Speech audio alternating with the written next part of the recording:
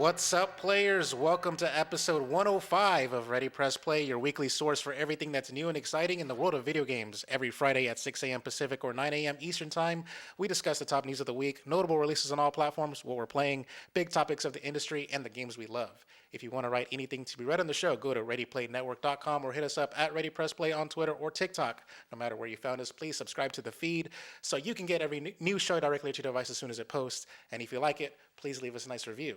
This is January 15th, 2021. I'm your host, Louis Menchaca, and joining me today, as always, is my co-host, Mr. Daniel Lima. You know, Louis, I am not used to dressing up like this, and especially sitting down, I think I may have to unbutton this blazer here because this always happens with me when I'm wearing these kinds of things, where I'll sit down and then it feels like it just kind of doesn't go in right. So just kind of trying to get a little more comfortable here. For the audio listeners, Louis and I are kind of dressed up today Yes, because it's a special occasion. special occasion. We're doing the Grown and Sexy, like I said last week. It's the final video episode. And let me tell you this right now. Dan, you don't know the first thing about blazers is that when you sit down, you're supposed to unbutton it. The blazer stays buttoned when you stand and walk. See, I am not used to dressing like this. I've only dressed like this in a few occasions in my life. It's been graduations, Funerals. yeah, exactly, that kind of stuff. So I am not really used to the etiquette of. What's another thing though? Gala night on cruises. That's the thing. Yes, that is a thing. Usually, for those that don't know, usually when you go on a cruise, there's like one or sometimes two nights if you're doing like a longer cruise, where everybody's supposed to dress up as formal as possible, basically, for dinner time. And so I always, when I go on a cruise, I always like to take a suit or a nice outfit as well for that occasion. But yeah, Louis, why don't you tell us why this is a special occasion? Yes, it's the final video episode. We're sending ourselves off. We're yeeting ourselves off of the Level 1 Gaming YouTube channel. It was completely our choice. There's no controversy. There's no like inside story like, oh my God, we got canceled. What's the dirt? Like what happened? Yeah. No, we're just burnt out, and we're just cutting down our workflow. We go straight to audio only. There's some advantages.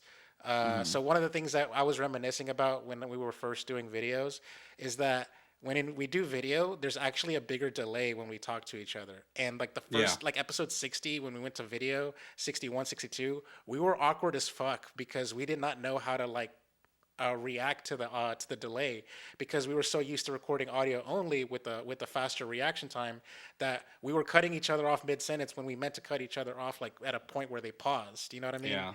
We got like we used were to like so used racing to the flow. Yeah. Yeah, we're cutting each other off now right now. We're so used to the flow that we kind of had to learn. I think after a few episodes, what we started doing is to kind of give each other cues about like when to come in and stuff. Like I don't even remember if we talked about that or if it was more of a natural thing where, when I was hosting, I would go like, I'll read the story and then go, hey, Louis, what do you think about this? And I think you do the same to me. Or I would raise my hand at times where like you were like, go, Louis, like that kind of stuff. Yeah. Like it was just like these things that we just sort of had to like figure it out, because we try to do the show as if it were back to like just doing audio only, but just on camera, and it didn't work the same. It's not the same show, So there was a lot of different things that I was doing. By the way, I'm gonna tell you this right now.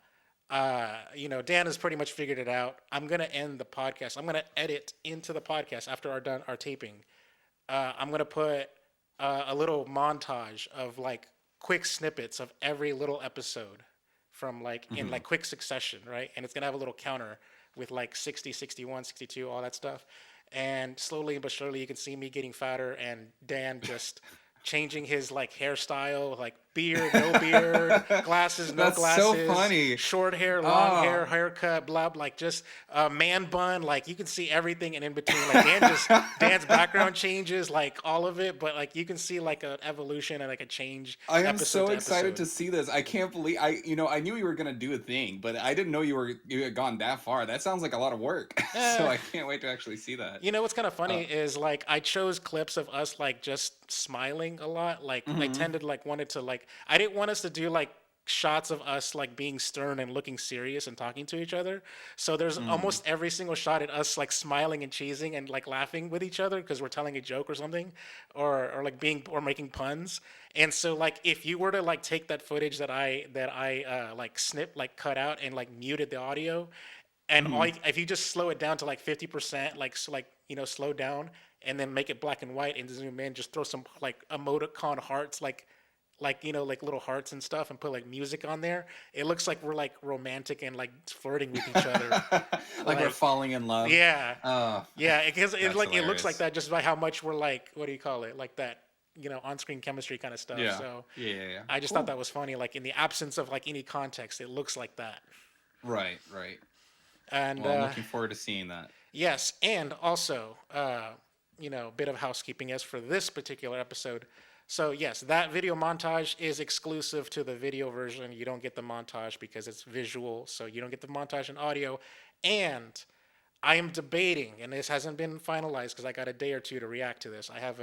I may put a post-credit scene at the end of the video that Dan doesn't know about, and Okay. so that, by the way, that post-credit scene completely still up in the air whether or not it'll make the cut. But for now, the montage Okay. is in. So Is yeah, it anything that would make me get canceled? no, not at all. That's all I worry about. Not at all. Okay. No, it's more of like an end cap to our journey, right? It's kind of like this Right, is right, it's the right. end of year two. We're leaving level one gaming. We're gonna redo it. We're gonna start over anew. I figured Mm-hmm. like it's a good like little like how like in the movies they always like An epilogue. an epilogue. Yeah, Yeah, yeah, exactly. yeah. You know how like in Avengers Endgame they did the sound effect of Tony Stark from Iron Man 1 hammering away. It's kind of like a little callback, but like it's Right, also right, going right. back to the beginning, but it's like a journey kind of thing. Interesting. Okay, all right. Well, we'll see. We'll see what we'll see when we get there. Yeah, yeah. So yeah, I just wanted to. I was thinking about all of this stuff because we're sending our farewell to the video and stuff like that, and I had all of these thoughts running through my mind about our time and the journey of everything we've done here, and it's kind of crazy. We're not, and the show isn't ending, but it feels like it's an end of an era kind of thing. So Yeah. Well, it's interesting though because we have not been on video for the majority of the show, right? But right. we did end up being on video for a long time, actually, probably more than I even originally anticipated. Like, I well, yeah, I guess that doesn't necessarily make sense A because it's not majority of like I 2021, basically. Yeah. yeah. Like when we had the idea of going to video, I think the way we talked about it, like we didn't give it an end date or anything, but it was kind of like, oh yeah, let's try that out and see if it sticks and see how it goes. And but I feel like we kind of had it in the back of our head, like, or at least I did, like, oh maybe we won't really like this, or it's gonna ruin the chemistry, and we're gonna have to go back to what we were doing before. But that actually didn't happen. It actually kind of ultimately worked out. The main reason why we're gonna stop doing it is how you said is just kind of um we've both kind of gotten burned out and we both kind of want to start new projects as well, and just cutting off a little bit of that extra time that takes to get prepared for the show, when it comes to the video and get things set up, as well as like the kind of post production that involves the video, is just going to allow us a little bit of extra time to either rest or start new projects and so forth. I just realized I remembered Mm. something. We never had any disconnect issues when we were audio only. Disconnects are a Oh, video exclusive thing. Like we've had that is interesting. Yeah. going to video brought more technical hurdles than in the background that you guys don't know about than that came with it. So Yeah. um Yeah. Thankfully, we don't do this podcast live because the truth is, the product people get either on audio feeds, but also on the YouTube. It's the audio feed especially is heavily edited. The video on YouTube is not as much, but we still, every time we had a disconnect or anything weird, we would just kind of cut parts of it off. like the So. first couple of episodes of 60 through 63 or 65, like I left them in there.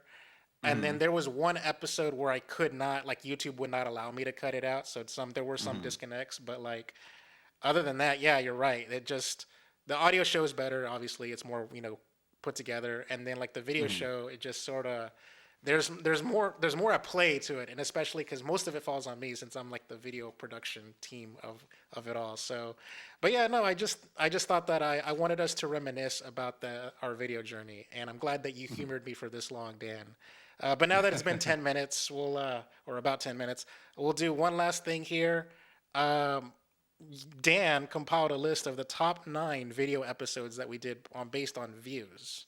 Mhm. So of course views are publicly known, so it's not like we're like, oh my god, we made so much views, we made a killing on this YouTube channel. It's not like that. But I just wanted to give it a list of like a shout out to like what worked, what thumbnails, what headlines got people's attention. Oh, and one Yeah. last thing, by the way, before I read the list off, completely forgot to like this should have been something I did last week or the week before whenever we came back to recording regular episodes. But during the Christmas episode, Level One Gaming reached 1,000 subscribers even on the day Oh we yeah. premiered the Christmas Congratulations episode. to I yeah, take that's awesome. 100% credit. It was all us. We didn't. They had nothing to do with it. It was Yes. already press play despite They the were views. actually they were actually at 20 subscribers right before we dropped that Christmas episode. So it just hit that hard, and then they got 980 subscribers just that day. So you're welcome. Yeah, I think we joined them like when were they? We're at 300 subscribers, something like that. So I don't know. I don't even remember where we Yeah. were, but They've grown a lot in 2021, and I'm sure they're going to continue to grow. They do great stuff over there. They're very entertaining. They have a big variety of different shows and things that they do with the channel. So um a cool cast of diverse people as well that come from different backgrounds and talk about different types of games and etc. So they do really good stuff there, and I appreciate that they always were so nice to us, and kind of lent us their space to try this video endeavor and stuff. And this is this is not necessarily a goodbye. This is more of a see you later. Lewis will continue to be featured in their content. Has been featured in a lot of their content in other moments, and I'm also like a phone call away yeah. or don't call me. I don't do phone calls like I talked about before, but I'm also a message away or whatever. So yeah, special announcement Yeah. here, but this coming Tuesday, it's the return of Cogs in a Machine, featuring yours truly as the new co-host. So yeah, I'm literally gonna be here so this premieres on Saturday, like 3 more days, and Tuesday I'm back at it again here. So I'm not leaving the channel. Dan is. All right. True. So that being said, number 9. Let's see. It says here game collecting, the Dice Awards, and PlayStation News. So that's interesting. I wouldn't figure game collecting would have been a thing that would have gotten people's attention or wanted people to watch. But that's a good thumbnail there with Raiden and the big ass bookshelf of games and stuff like that. I did do a good job on that thumbnail. I'm proud of myself. Number 8, all about PlayStation, featuring Kyle Stevenson. That's a good one. They he, Yeah. he he blew up in 2021 with the indie 616 indie, and that was at the Yeah, PlayStation 6-1 Trophy Room. Indie and the PlayStation Trophy Room, which is a pretty solid podcast. Mr. Badbit, who is his co-host there, is also being featured in some other Level 1 gaming stuff. So yeah, that one is probably up on the list because he probably brought some viewers of his own stuff as well in there. All right, so that was episode number 70. I can't see which one episode number 9 was, but okay. Number 7 is episode number 94, the Switch's 64 problems, and that's when we talked about like the 64 emulator being Mm-hmm. trash on the Switch. Not sure why that one got the attention though. I mean the thumbnail is Pikmin because of like the Pikmin mobile game, so it's like it's not like it's not. I don't know. Well, I think that the common thread here is the episodes that were talking about kind of current trendy events that were represented in the title, and therefore would make that episode come up as people were searching. Like maybe that week, a lot of people were searching Nintendo 64 emulation on the Switch, and then our video could have come up, and a few people could have seen that, right? All right, number 6, the Game Awards nominees and predictions, episode number 97. That was a big, obviously like trendy writing the Mm-hmm. the search results kind of wave kind of thing. And of course, we got the thumbnail of Deathloop. I mean, why not? Number 5, the Switch's fourth anniversary, I guess, because the Switch's fourth. Pokemon Legends and the Banana Sense. I Do believe you remember this, Liz? this This was was our our first video episode. yeah, this is episode 60, our Mhm. first video episodes. That one made number 5. Damn. Yeah, so it's probably because it was the first episode, I think. We made a bigger push, kind of sharing it on social media and everybody from Level 1 Gaming as well. I'm sure everybody from the channel watched it or checked it out at some point because it was like kind of like a new thing. So I understand why this would be towards the top as well. Yeah, generally. I remember like everyone was retweeting that week, so yeah, that makes sense. Number 4, E3 approaches and God of War what the hell? Retreats? God of War retreats. Oh, okay, here we go. Number 73. So God of War got the delay. E3 Mhm. was we're talking about E3 coming up, so that makes sense. All right. Number 3, PlayStation buys Bluepoint and GTA trilogy leaks. Mm, come on, man. Like, I wanted like some juicy ass like number 69 to be like in the top Mm-mm. spots, Nope. like some It's really scantily ones. it's all about the trendy stories. You know, Sony Bluepoint GTA trilogy. People were searching that, or thing came up. Okay, all about Xbox featuring Dallas Man, number 71. That's number 2.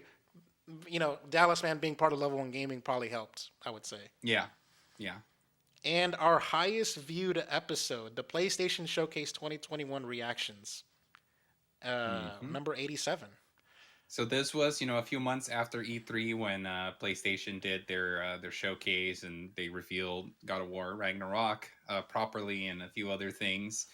And the truth is, PlayStation's big. PlayStation, if people like PlayStation, people like God of War, people are searching that. Um, and so yeah, but none of the so like our top viewed episodes were none of our more like I guess sort of like unique or like Controversy, yeah. yeah, or no. I was gonna say like personality driven episodes, like when Dan Matt Lewis, Oh, or yeah. the Episode anything like that, 100 special, or yeah, like it was more of like, hey, we're talking about a big story here that people are searching, so more people got to see this. So Interesting. that makes sense. Yeah, the more discoverable episodes, I would say. Yeah. Yeah, Well, you know what is kind of interesting is like I think our more personality driven episodes did better in the audio feeds, if I'm not yeah, mistaken. possibly. So, Although our top audio episodes are still the ones where it's like best games of X. yeah. Which, by the way, Lewis, we need to record another one of those. We We need to need to do do the our favorite, 80s at some yeah, our point. favorites from the '80s. Yeah. Which, by the way, I know it's a bit of a tangent. I would want to do that as not just the favorite from the '80s, but the favorites from the '80s and below, because I don't think there's enough '70s games to where we could do an episode on that. But we may want to each like bring like one game from the '70s to our All right, list or something. here's my counter offer. Instead of Okay. doing 10 games from the 70s, we do 5 games from the 70s apiece.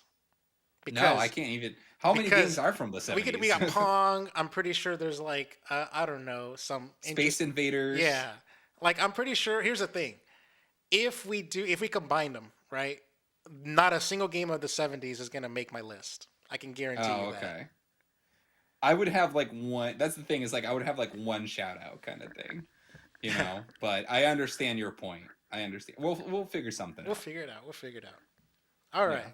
So yeah, that was our little like housekeeping slash reminiscing kind of segment. So we'll go ahead and move on to the actual topics of discussion.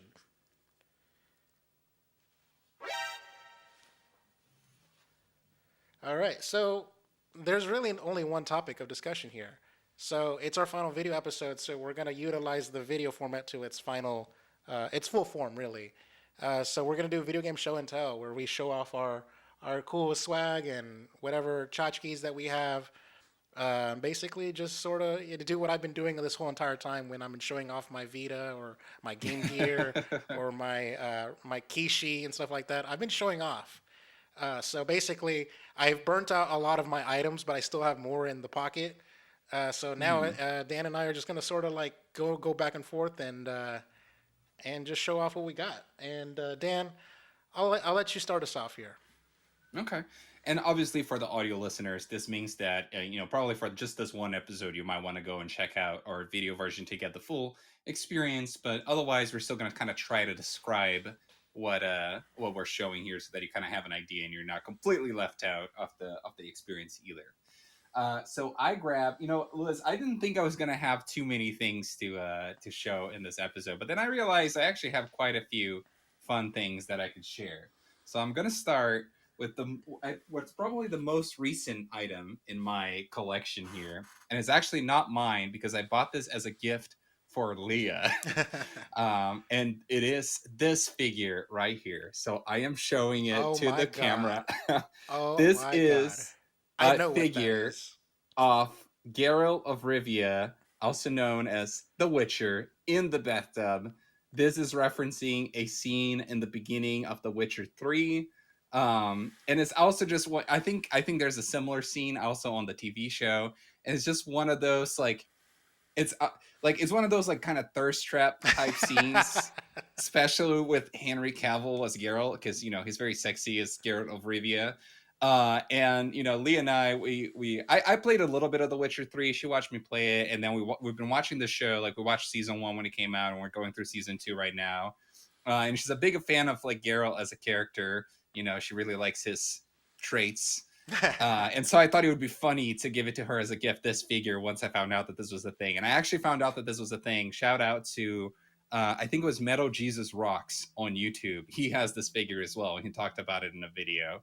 And so I just looked it up online and I was able to find it and get it. So here you go. Geralt in a bathtub. That is my first item today. Oh my god. Okay, wow.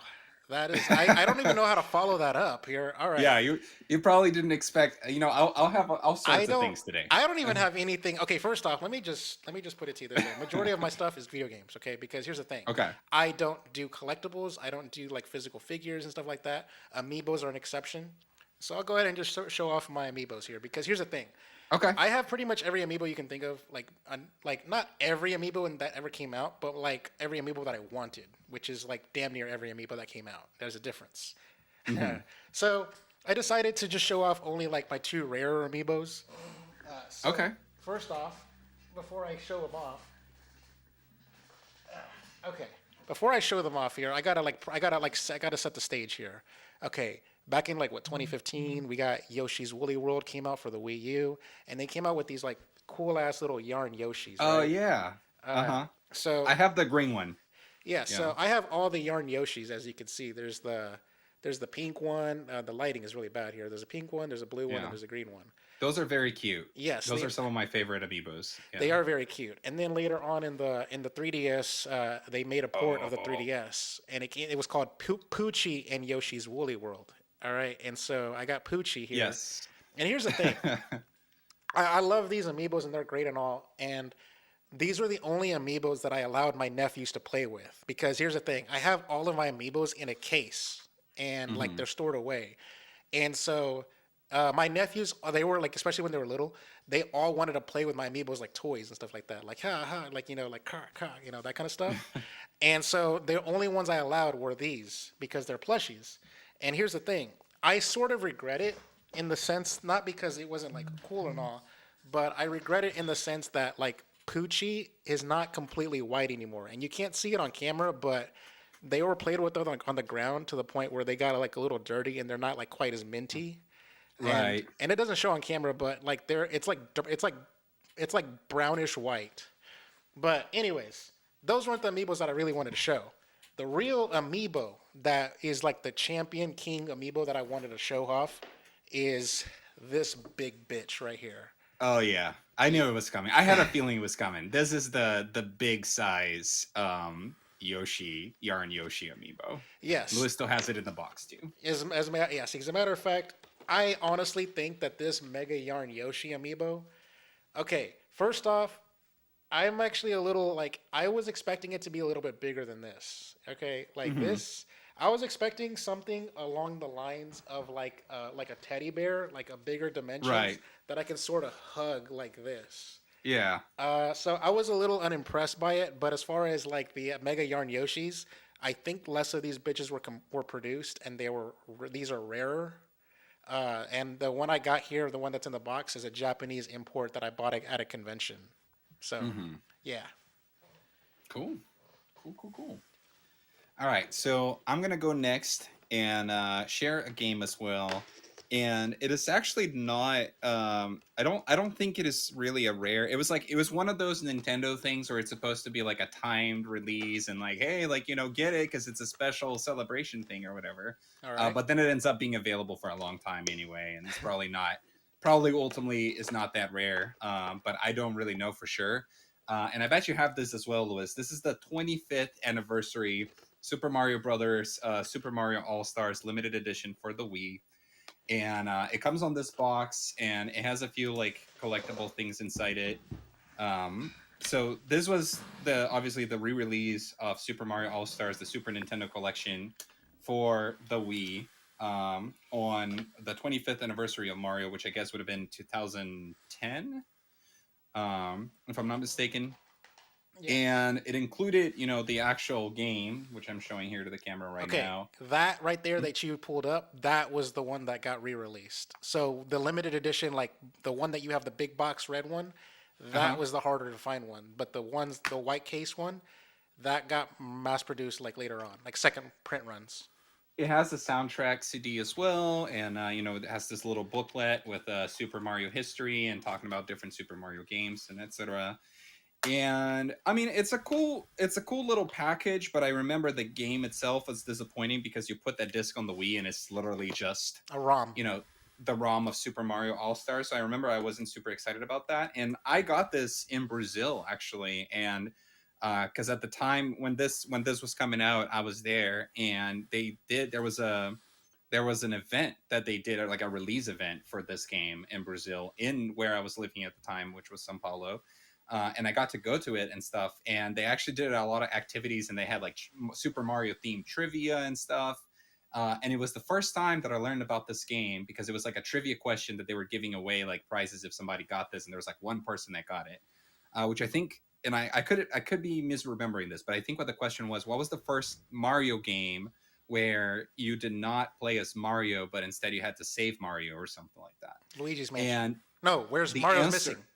was Mario is Missing, Yeah. yes. And I had never heard of that game before, and that was the first time I heard of it. Wow. Yeah. You know what the worst part is? Like the one thing that I cannot like forgive Nintendo for is number one, if you're gonna be a lazy bitch and just put a ROM on a Wii disc, fine. But if you're gonna do it right, and put the fucking ROM from All Stars plus Super Mario World at That's the, true. you could have at least done that. It's not that hard. This Yeah. ROM card already exists. So, damn, Nintendo be Nintendo sometimes. I know for sure, man. Yeah. All right. So my turn. So I'm gonna show off my only hardware that I haven't showed off because like I said, I've showed off the Game Gear, I've shown off like my PSP, I've shown off pretty much everything, and like really nothing is a surprise anymore. So the only ace up I got my sleeve is hardware that isn't really official, like licensed hardware. It's not a first party hardware. And these things are like, dimes and dozens at this point, but like there's like the new analog pocket and stuff like that, these Yeah. aftermarket things. So basically this is kind of like a sort of ahead of its time, but it's called, and I've actually name dropped this before on like early on in the podcast life. So I've never mentioned it since, but it's the Superboy. So Oh, the Superboy, as you can see, that looks really cool. is a handheld Super Nintendo. Yeah, So it basically looks as if you had a Super Nintendo controller and then you made it about, twice as big, and you put a screen in the middle. It's like if the Wii U gamepad and the Super Nintendo had a baby. That's what that looks like. Yeah. yeah, so here's the thing. This Superboy it works as a handheld and a Super Nintendo because there's a AV out port where you can plug Hmm. it into the TV. So you can actually plug in actual Super Nintendo official first party Super Nintendo controllers into these ports and play it like on the TV. That's awesome. Or you can play it in handheld mode. Like it's got an L and R. It's got all the buttons, the D-pad, and everything. It feels very good. Like the buttons just feel right. It's got a Hmm. 3.5-inch screen here in the middle, and it's kind of like but it gets the job done. It's not like It's not like amazing quality like screens that you see on iPhones or whatever. And the thing that I like about this thing is it's got the slot here can fit not just like Super Nintendo cartridges, like stuff. Like it also fits like Super Famicom games. So like That's awesome. when you play it like this, like and That is really cool, actually. yeah, I didn't even I mean you might have mentioned in the podcast before, and I just erased it from my memory, but I didn't even realize this was a thing. yeah. Yeah. So what's interesting is like I only own one Super Famicom game because I saw it at a convention and it made the whole fucking crowd go fire. It was so lit. And this is this game right here, and I'm gonna doing a 2 for 1. It's called Hmm. Sanrio World Smash Ball, and it's a Oh yes, I and I remember that. I I remember told you you talking about it, about that. and you were like, "How did you play it?" And I told you I played it on this. So Hmm. that's how I played it, and this is it. It's just the Super. It's called the Super Game Boy, or sorry, the Super Boy. That's what it's called. Bam. I just realized, by the way, this episode is gonna have a lot more like background noise and just randomly like like hitting the table or like chair moving around noises than our typical episode because we're moving around as we're grabbing things and whatnot. Yeah. Which is not typically the case as we're doing this. So sorry, audio Um, listeners. Louis, how many items roughly did you bring to show today? By the way, how many turns do you think we're gonna do with this? If I were to cut it down, I can do one, two, three, four. I can do Oh, 6 more I turns. I don't want to cut it down. Because my point is like I have a lot I have a actually. So lot too. yeah. All right. So I just wanted to know if you're gonna keep I can going keep if I going. keep going. I can keep Okay. going. Cool. I already know what my last one is going to be, and I saved my best for last. Okay. All right. Sounds good. Very Louis move. I'm gonna show another action figure right now, and this one has another interesting story that I never talked about on the podcast actually. Which is this is a Heimerdinger figure, which is a character from League of Legends. I'm getting it close to the camera here. This was one of my favorite characters. I played with this character all the time. It's not really I'm pretty sure, I was never that deep in League as far as, professional play and ranked play goes and etc. But I am pretty sure it's not a character that's considered part of the meta or whatever, like a tier A character or anything like that. It was just a character that I thought was pretty cool and that I identified with. He's very easy to kill, but he's an engineer, so you create these turrets and you put them in the map and then you can control them from afar and stuff. So I just really enjoyed playing as him. But the story from behind this figure is that I did not buy this figure, but in 2015, me and my family were traveling and we were in Europe and we're jumping around. We got a car and we're like road tripping and we're like hitting different countries and stuff. And during that time frame, the League of Legends World Championship was happening and they were going to have the final in Germany. So me and my brother, convinced our parents to like stop by um to basically like stop by Berlin, which we're already kind of planning to do anyway. But exactly when the finals was going to happen, we got tickets and we got to see the final League of Legends world tournament, and they were giving these away on the final. So I got this for free, and it's just kind of my little souvenir from that experience where we got to be me and my brother in Germany watching the finals of the League of Legends World Championship. That um is amazing. yeah, it was at the I was actually looking this up right now so I didn't get any information wrong. It was in the Mercedes Benz Arena, and the two finalist teams, I'm pretty sure they were both Korean. They're called SKT and KOO, and SKT won 3-1. It was a fun day. I'm not big on esports, but it was like one day where I was all in and I did that, and Did your then I parents got this go? too. No, Ah, that would have been no, because the interesting if you ticket. got them into it. Like they got like wowed Yeah, or something by it. I think we kind of tried, but the tickets were kind of expensive. We kind of bought them second. I mean, at that point, we were buying them secondhand, and we actually it wasn't too bad. I think we spent like between $100 and $200 per ticket or something, which is not that bad for what we were doing. I think, Hmm. but they wouldn't want to pay for like more tickets for them to go see something that they didn't care about. So, True. um, yeah, my brother was really big into League, even more so than me, and he was bigger in the esports scene as well. So he was almost like the one that pushed for it more. But yeah, it was a fun time. All right. Cool. All right. Well, oh, man, I don't have stories behind everything. So here's the thing: You're good. a You're good. majority of these I don't games, either. I have not actually played them. All right. I'm gonna give you a good Okay. example of one. This game right here is expensive as fuck on the resale market.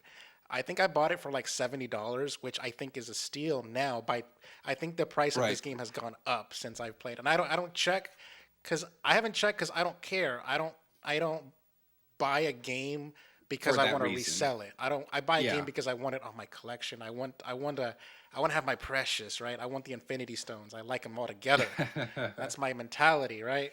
So I wanted to go out of my way to buy every single game featured in Smash Bros. So um, like Mr. Game and Watch. I need a Game and Watch game. I need Marth. I need the Fire Emblem game that Marth is in. So Ike's game is Fire Emblem Path of Radiance here. He has two Oh, games, nice. one on the GameCube and one on the Wii. I own both of the games, but I only brought out this one. They're both fetch a pretty penny. Like they're both expensive as fuck. But like I think this one is more rare because the GameCube didn't exactly say it sell gangbusters. So this has less print of it, and this is I like the idea of having like all of my in my head. If I had like this big ass table, like I would have like my Ike amiibo standing next to this, and like all of my amiibos standing next to a game that's featured in them. So like I would need to have this in this like imaginary setup in my head that I'll never do. But yeah, Yeah. Pretty much all the GameCube games that that are any good have gotten pretty valuable in the secondhand market recently. So I'm pretty sure that that probably costs a lot more now than when you paid for it. Even though you said you don't necessarily care about that. yeah. Lewis, do you remember a little thing called Club Nintendo? I was literally gonna bring that up next, my next pick, but go ahead. Okay, so we can kind of do it together, and you can help me out a little bit too because I have a terrible memory. But so Club Nintendo used to be this Nintendo service online. You know, if people that are listening don't know, where you would buy games on the I think it was like mostly the Wii and the DS era, Wii and U as on well. yeah, and they would come, in their book. There would be like the booklet, the menu for the game, and then they would often have a little piece of paper that had a code that you could use to claim reward. Like you would go online on this website called Club Nintendo. You have your account, you put in the code, and then you would get to fill out certain surveys, like first a survey when you bought the game, and then a survey after you've played it for a certain amount of time. As you took these surveys, you got points, and then you could use the points to exchange for actual physical rewards that they would ship to you. And there was a lot of really cool rewards, and I think it was something that a lot of Nintendo fans did not actually participate on. I remember like a lot of the people I knew, like nobody was really doing it, but I was doing it. I was too. Uh, And then, well, and by I the got way, before you say anything, the one thing I hated is that as Club Nintendo went on, they stopped doing physical rewards and started going to digital yes, rewards. Those eventually bastards. they transitioned, and there's I didn't get too many cool things, but I got the Zelda poster that is in the back there, but you can't see it right now because of my camera angle, that I got from Club Nintendo. I have this little Nintendo 3DS case where I keep a lot of my 3DS and DS games in there, Damn. and I got this from Club Nintendo as well. You can see the little like Club Nintendo icon over there. Um, Now this one, that's the thing. I can't remember necessarily what I got from there, but I believe this was also something Yes. Oh my a reward from God. yeah. I fucking hate you, man. I didn't have enough points to get that. That was like when they were closing down Club Nintendo. Oh, when they were closing it Yeah. down, they were like, all right, everyone spend your points, and here's an expensive item. And then that was it. Oh, God. You should have kept the original packaging. The box is so good. It was so long I ago. I fucking don't I don't hate even you. know what I was doing then, but yeah, this collects dust a lot, and it's not the best quality figure. Like I think actually Peach looks pretty goofy in it, but it's pretty nice. For those that are listening, it is basically this one collective figure that includes a bunch of the Mario characters. It has Bowser, Peach, Mario, Yoshi, Luigi, a Goomba, and Toad. And it's a pretty neat little thing I got. And then I The, have these two soundtrack CDs, and I don't remember if I got them from Club Nintendo or not. So maybe you can help me with this. So there's like a Smash So 4 soundtrack and a Ocarina of Time soundtrack. I don't remember where I got those. So I was wondering. The Smash 4 soundtrack is in fact Club Nintendo. That's like it was like a pre. You had to get 3DS and Smash 4 Wii U together in order to get it. Oh, okay, cool. And unfortunately, this one, like the case is damaged. I don't know what happened. Probably while I was moving. I've moved like you know 5 times just over the last few years. I have it. And I have it, and it's still in the shrink wrap, and it's in mint condition. Yeah. all right, well, you're a better collector than me, I guess. But yeah, so these are some of the Club Nintendo rewards that I got over the years. God, I'm so jealous. By the way, that statue, like the box it came in was a question mark block. So it Mhm. also doubles as a base. So you can put it on the question mark block. It was it's kind of like it's a good Lewis, presentation. You have to understand that I am super fucking pissed right now. you're. I'm Jelly. gonna tell you something. I am not certain because my memory is terrible, but there is a chance that I did not actually get this in Club Nintendo, but I actually bought it from somebody who did. Ah. Yeah, so that could be why I don't have the box because I feel like I would have kept it, but I don't know. So maybe that's why. Maybe So that's why. I bought this secondhand off of like Club Nintendo as well. Like this is a Club Nintendo exclusive games that they released only to Okay. members. Like I said, remember I told you I said I wanted like Ike, to stand next to his, games, and so Mm-hmm. I needed Game and Watch games, and I started looking into it. There were some Game and Watch games for the Game Boy, but they were like remakes with Mario skins on them. So I wanted the true, authentic like Game and Watch experience, right? Like I can't Yes. like go out there and find an actual Game and Watch handheld from the 80s and stuff like that because they're old. So I found these Game and Watch recreations that were sold exclusively to, or not sold, but like given out to, as rewards to Club Nintendo loyal fans, and it's called the Game and Watch Collection for the Nintendo DS. Yes, I remember that. As you can see, it's got the little Club Nintendo like logo over Yeah. there.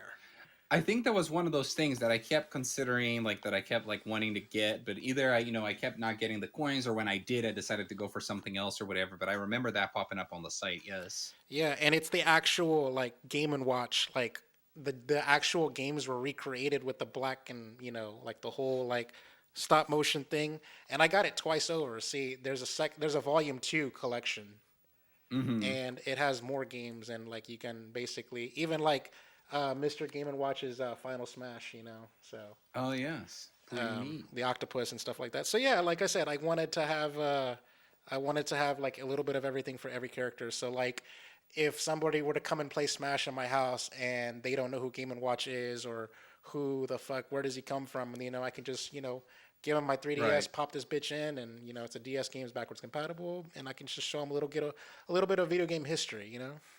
Yeah. Totally. I'm gonna do a bunch in one now because I just wanna have a little moment to show appreciation for steel cases. Because I very much like my steel cases and what. Before you do this, I Okay. have to ask you, what is your opinion on steel cases? Because here's the thing, I Hmm. hate them. And you know why? Why? Because they're not the same fucking size as everything else on the bookshelf and they don't go well together. That's a good point. And the other thing too is a lot of times if you get you can either get a game with the steel case, right? Sometimes it's a special edition or whatever. But sometimes you get the game and then you get the steel case separate. And then you end up having like, I never know what to do. Like I'll take the disc out of the regular box into the steel case, but then what do I do with the regular box? I usually just end up with both next to each other in the bookshelf. And There was but a regardless. there was a Blu-ray that I bought one time and it was a steel case and I literally had to buy the Blu-ray again as a regular just to get rid of the steel case because I hated it. Yeah. All right. Well, I like them.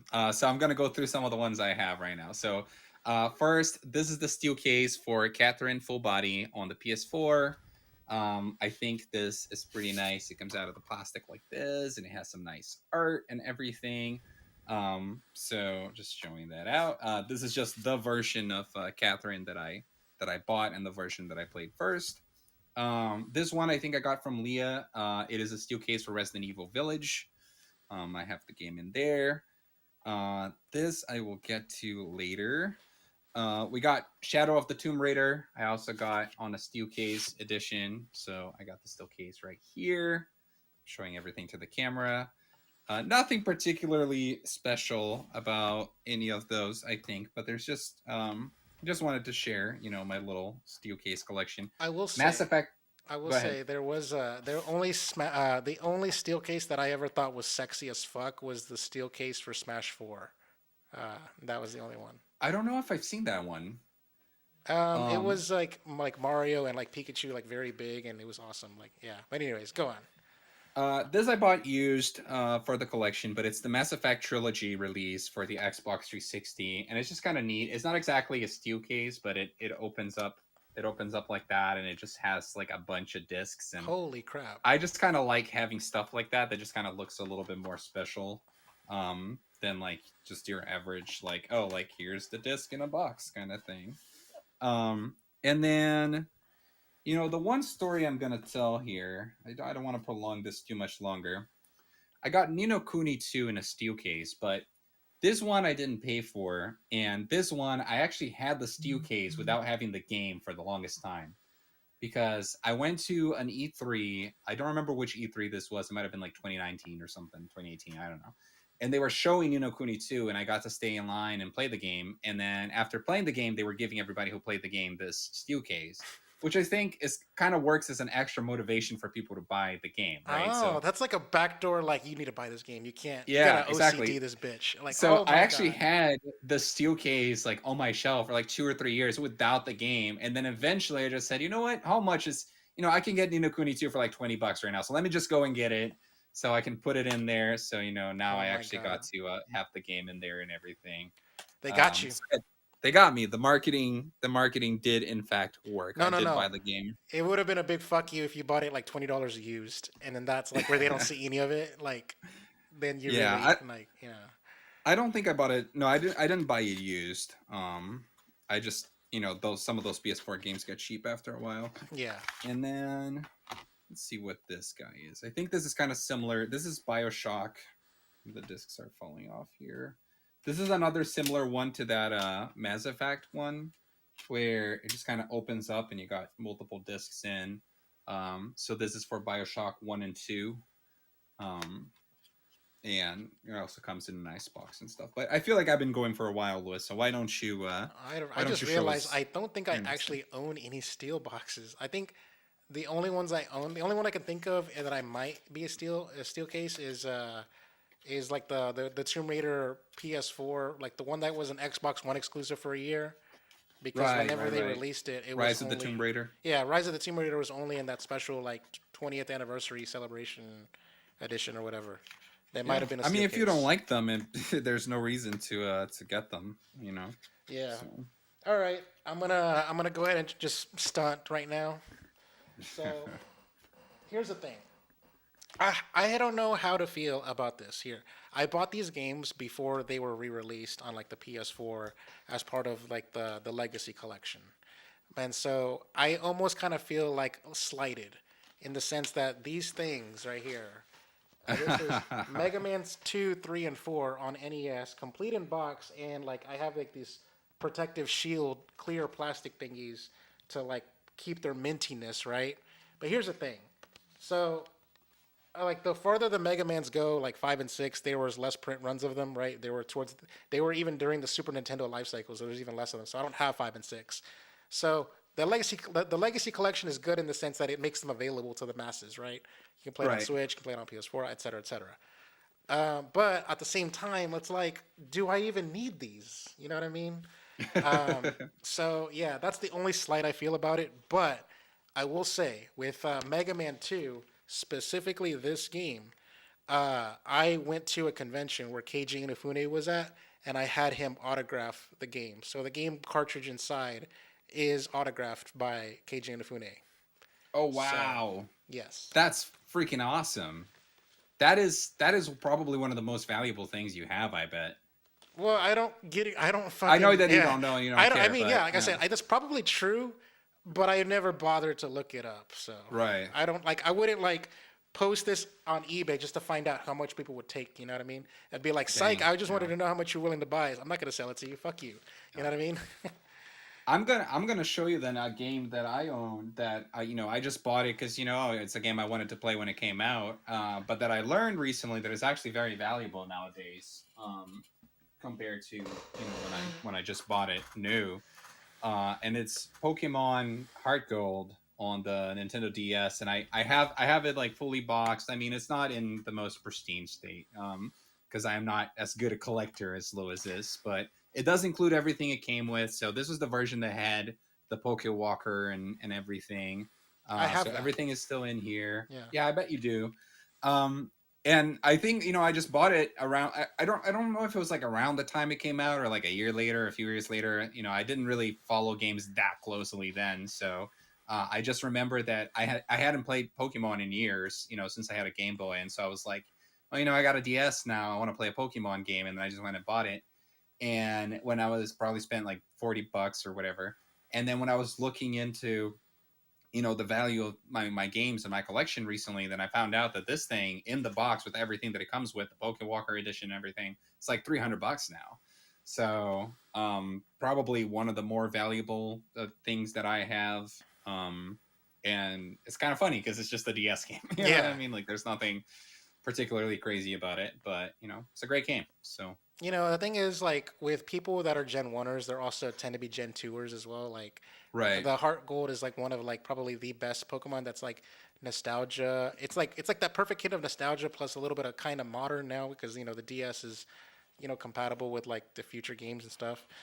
Um, I think that it's just like the game that any Pokemon fan worth their salt would fiend for. Yeah. And the Pokewalker at the time when it first came out was like one of the most accurate pedometers at the time because this was like 05 ish or whatever. This is before like iPhones that had the pedometer built in. So it was super accurate and like they use that same technology in the Wii U for the Wii Fit meter, the exact same pedometer. Oh, interesting. Yeah. Interesting. All right. I'm gonna go ahead and just show off a couple of quick rare games here. I don't own. I hardly own any Dreamcast games, and I kind of want to build up my Dreamcast collection. But the two Dreamcast games, or some of the Dreamcast games that I do own, just happen to be rare as fuck, and even kind of rare to this day. Kind of sort of. And that's Marvel vs. Capcom and Marvel vs. Capcom 2. Now here's the thing, MVC, it's a series that everyone knows. It's very popular. But here's the thing, there's constant licensing issues with Marvel and Capcom to the point where Mm-hmm. like when these games even got re-released on the PS4 store or whatever digitally, like they were only available for like a limited time before they got taken down. I honestly don't even know if they're even available on the store digitally even right now to this day. Like they could have been taken down. Who the fuck knows? Because I don't keep up with that. Uh, but I just wanted to say that they haven't even gone out of their way to re-release the arcade cabinets. Like how like there's arcade one up and stuff, and like they've done like re-releases of Street Fighters. They've even done re-releases of games in this series in like the Street Fighter versus X-Men kind of shit. But they've never actually done MVC cabinets, and Hmm. I think there's a licensing issue. That's what I think. But maybe now that Disney owns all of Marvel because they bought Fox and everything like that, maybe there won't be an issue anymore. Because when MVCI came out, Wolverine wasn't in the roster, that kind of stuff. Right. So yeah, I just wanted to say like these games, even with re-releases and stuff like that, these games are still considered very valuable. Like very like even like low print runs and stuff like that, especially for the Dreamcast, which was not a commercially successful system. So I'm glad I happen to have these games. So Nice. yeah, I'm gonna go back to toys a little bit. So you showed some of your amiibos earlier, and I got a few amiibos of my own, but not as many as you. But I bet, and I could be wrong, but I bet you don't have these things. Which this was a different line of figures that I feel like we're kind of trying to feed off of the amiibo craze a little bit, and I think they yeah. were made by GameStop. I don't remember what they were called actually. I think there we go. It's Totaku is what they were called, What and the they're hell? based on non-Nintendo, video game characters. So I got Aloy over here from Horizon Zero Dawn, Oh my of god. course, and Forbidden West coming up. I got Kratos, and this is the design of Kratos from the newest God of War. Holy crap. I got Crash Bandicoot, and two more I got here to show. I got Lara Croft from Tomb Raider, and I got Spyro the Dragon. So the cool thing about these is that they don't have the kind of NFC technology or anything like that like Amiibo do, but similar to Amiibo, they kind of have like a bit of a consistent design and style to them that makes them kind of go together. But they were never as popular as Amiibo were. So when I bought these figures, they were selling them for like $3, $4, $5 a piece on the GameStop website. So I just went and I spent like 25 bucks or something, and I got all of those. They had others too. I just didn't want to buy characters from games that I don't care for or don't play.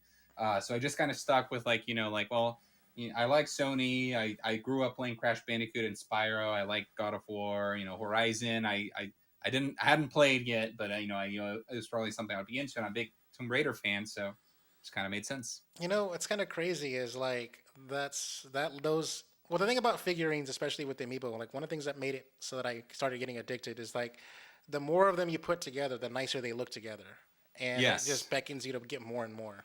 yes, And yes, I will yes. say those look pretty dope. And the only thing that, other than the NFC technology, which kind of makes sense because there's no games to be compatible with it, Yeah. but the thing that bothers me is that and I think it's like a double edged sword. It looks cool, but it's also like weird. Is that they're Mhm. all like crosses, like they're all D pads on the bottom. Yeah. True. Like I yeah, it makes sense like from a video game. Oh, it's a D pad, but it's not like a circular base. I think they just wanted to be different from the Amiibo, and that's why they didn't do a circular base. But I agree that they would probably be better. And the other thing too that is actually kind of cool is that they each do have like their bases are all in the same shape, but they do have like different textures and visuals to their bases. That I think are supposed to, kind of look like, reminisce a little bit of the style of the game and stuff. So, and these figures, honestly, like I think they originally released for like 11.99 or whatever the same price Amiibos were, and then they just dropped in price when they weren't selling, and GameStop was trying to get rid of them. That's why I got them for so cheap. But for the price, I definitely think those figures are pretty good quality. Like they're not, they're pretty decent representations of the characters, and they look pretty decent in a shelf. So Nice. yeah, your turn, Lewis. All right. So let's go with this one. I I had a PlayStation One. It was like my first ever console that was given to me as a Christmas present. And it was the console to call my own. But the thing is, like my parents never bought games for it. Like it was like oh, you got a PlayStation, haha. That's it. Like Mm-hmm. they don't ever like birthdays come around, Christmases come around. I don't get supplied with new games. The PlayStation came with a demo disc, and in the demo disc there was like 12 different games you can play. You can play full levels of stuff. I played like the first 10 minutes of Metal Gear Solid on it. That kind of stuff. One of the games was a JRPG called Brave Fencer Musashi, Oh, I've and heard of that. it's a gem of a game on the PlayStation. I played it. I actually liked it. I thought the voice acting was cute as hell. It was really awesome. He's like, it may be bad if I go back and listen to it, but in my memory, it's good, right? Mm-hmm. So it's really cool action sequences, and I didn't even know what an RPG was. It just felt like a fun adventure game with action and stuff like that. Pretty sure it's clunky by today's standards, but like again, like my little 10-year-old self, whatever, playing the game, playing that same demo on repeat. By the way, like again, I fucking played that demo disc to the point where it was unreadable because the game is like played so Mm-hmm. much. So I was at a video game store, the same store that I took you to when you were here in Texas, movie trading company, and the this game was there like on sale for like $100, and I had like this $25 or 25% off coupon, so I was able to get this game for $75. And here's the thing: I thought $100 was fair, but the thing is, what I didn't know when I bought this game and I went to checkout is the guy at the cash register telling me, "Oh, look at that! You found this game sealed," and I'm like, "What?" And then I'm like, "Yeah, look at it," and I saw like I went back and saw that there's this Oh lamination. wow. It's this lamination right here. It's the actual official like seal of the original print run. So this game hasn't even been Nice. opened. like ever in its entirety. And I bought the game because it said used on it, right? It didn't say new, it said used. But the thing is, it's an old game, so it has to be classified under used. And I didn't know that. And I bought the game with the intention of playing it. And so when I was cashing out and checking out at the cash register, I was thinking to myself, "Fuck, I'm buying a game that I can't play." And then if I were to open it, I would devalue it, you know. Right. And this game is still in pristine condition. Like it's still got the tab, like the little retail tab right here, where you can hang it up on like on a little clothesline That's stuff. crazy. But this is the actual like real deal like PlayStation, like straight up. Well, can you say the full name of that game again? It's called Brave Fencer Musashi. So Fencer. Musashi is Musashi. You're looking it up on eBay right now to see how much a new sealed copy would go for, huh? I'm looking on price charting, which is not always super accurate.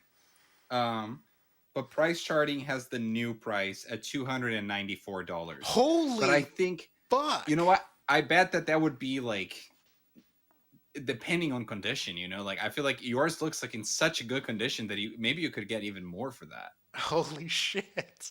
Yeah. And I got it for sale. Like I got it on a sale for $75, and like literally, I thought that was a fair price for an open copy by that time. Like I straight up didn't even notice.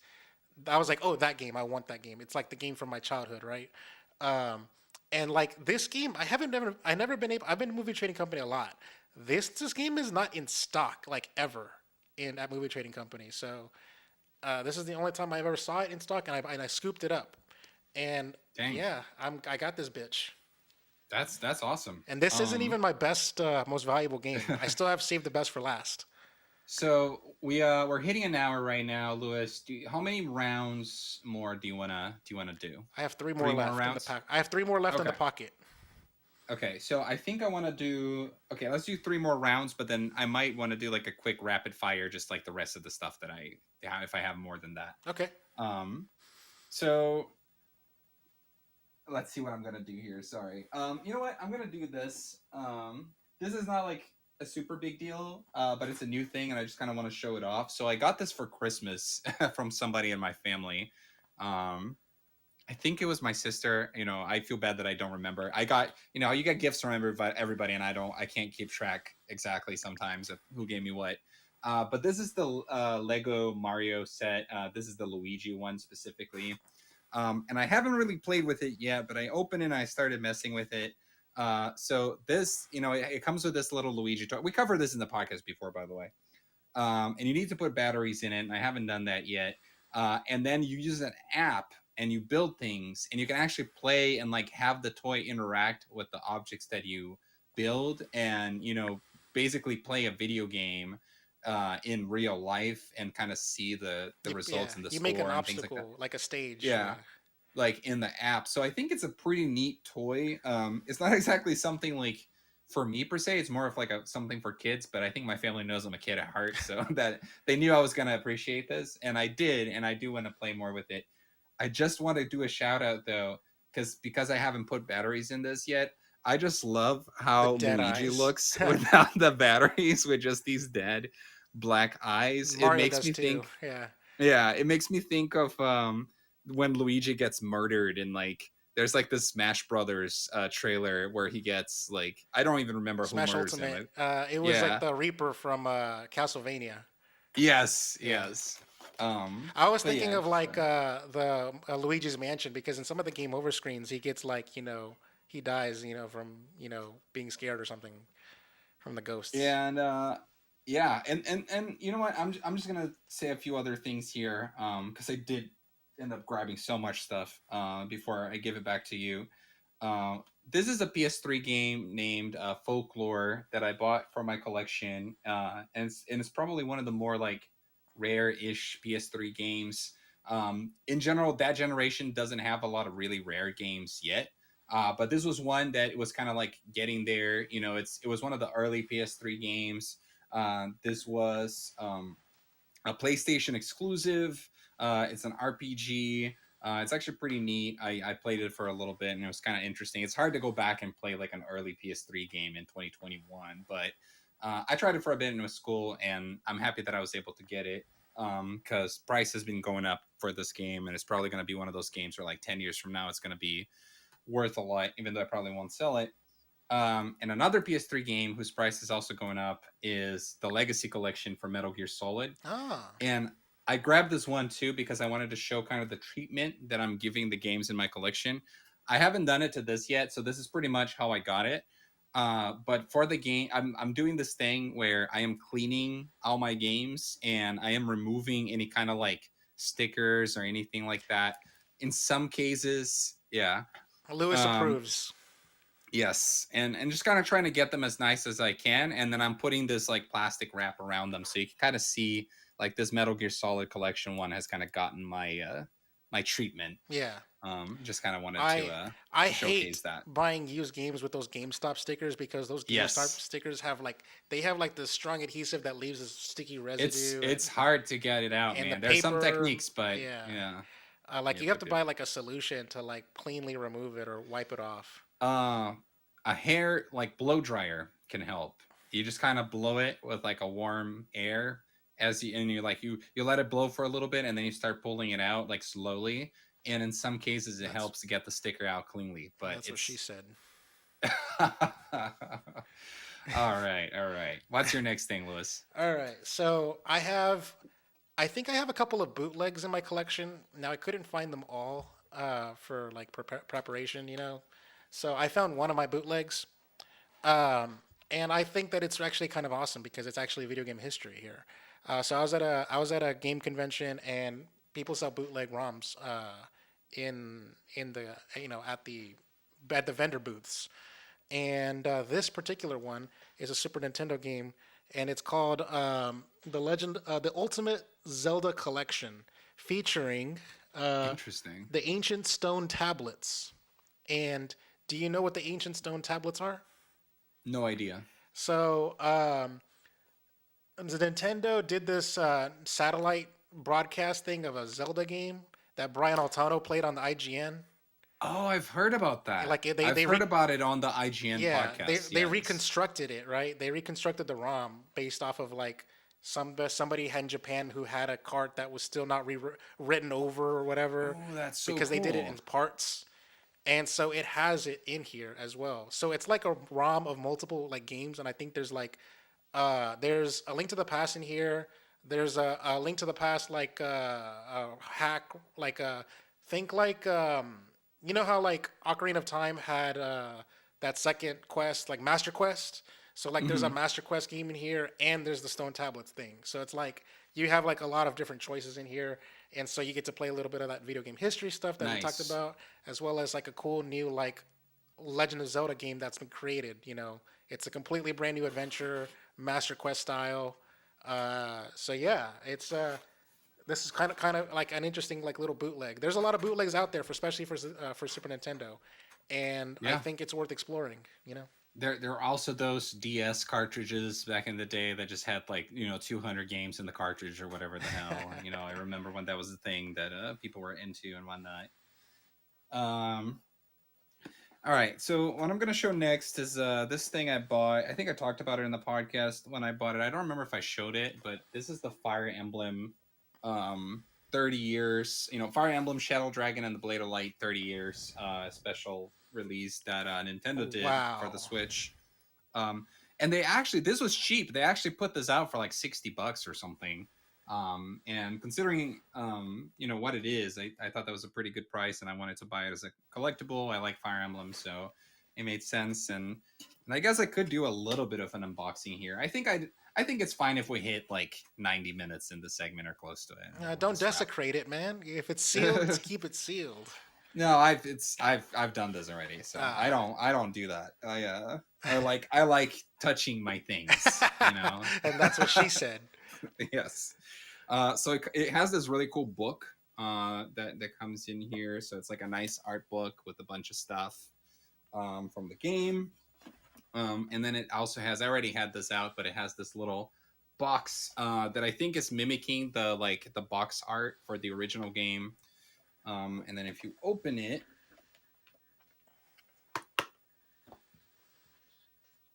let's see what we got here.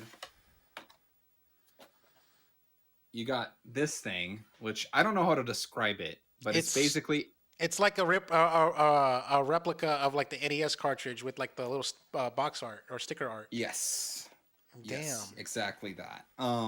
And then it has like some nice little like booklets and stuff like that. Holy shit.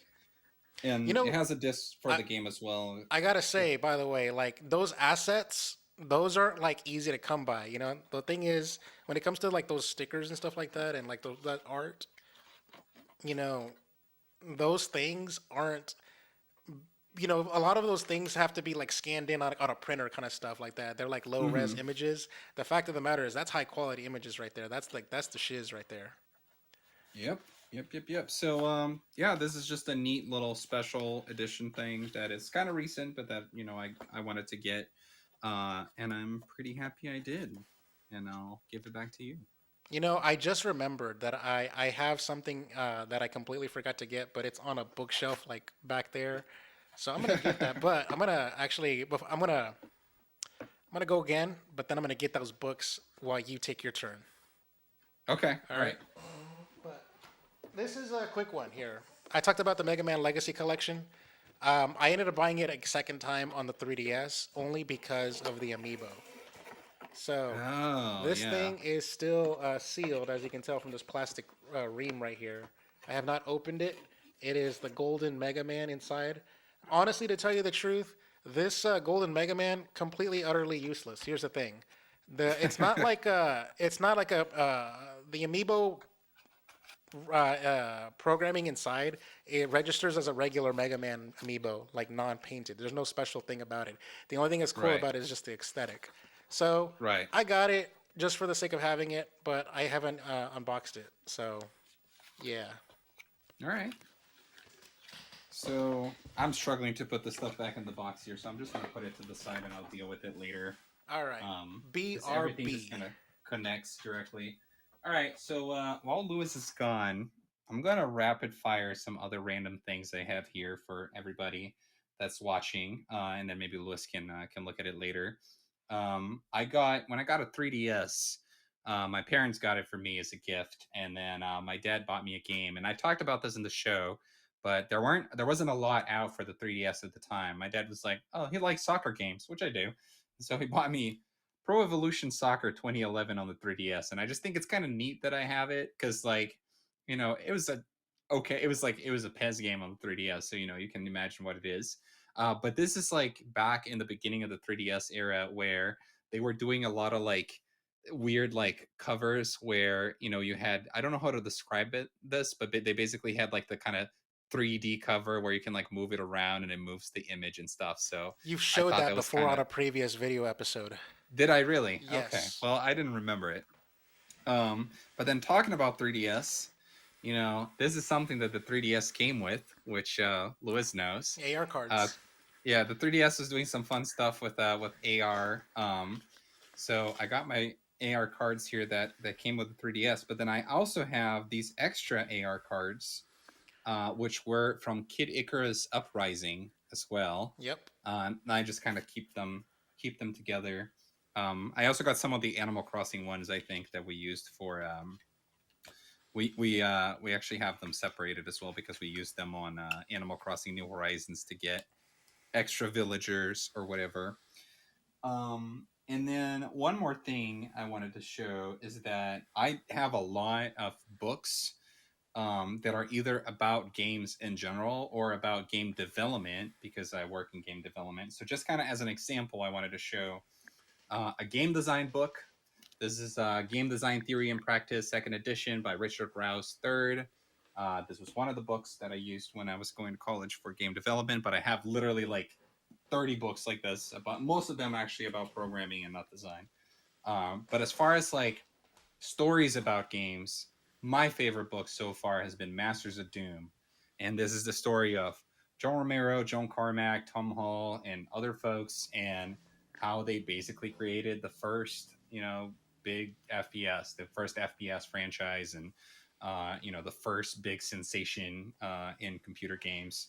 And it's just a really cool story. I really like the story. I find it very motivational, and I think this is a pretty well written book and one that everybody should read. So wanted to give that a shout out as well. All right, my turn. Yep. All right, so two more turns here because I completely forgot about these stuff went to go Yeah. get. So We'll here's do the that. thing. This turn is all my books. All right, I completely forgot that I own video game books. And here's the thing, I don't buy video game books, but the first time when I was compelled to buy a book was Hyrule Historia. Yes, I have that too. It was the It's first. awesome. It was the first ever like acknowledgement of a timeline. The Yes, sacred that's timeline true. or whatever the fuck. That that Nintendo constantly retcons, right? There is even when reading the book, it even tells you in a very like poetic language that we can retcon it. I don't know if you Yeah. remember that, but like this is the current legend as we know it. But more legends will come. That kind of shit. Yeah. But And the truth is, like, people already had all these theories about what the Zelda timeline was, and I feel like Nintendo just kind of picked one of those theories and decided to make it official. You know what I mean? Like, I doubt that Nintendo actually planned all these things. I think it was really, yeah, yeah, yeah. So yeah, Hyrule Historia. They've actually reordered some of the games since as well. hmm Uh, and there. anyways, so yeah, I also went ahead and bought a Breath of the Wild art book Yes, created by that's the Ken. only one I'm missing actually, because there's like there's like four major Zelda books I think that are hardcover like that. There's like a blue one and the red one, and I have the green, blue, and red, but I'm missing the Breath of the Wild book. Yeah. Yeah, and then I bought a Mario encyclopedia. Nice. Yeah, I've never seen that one. it's basically an art book again. Nothing like major. So yeah, there's that.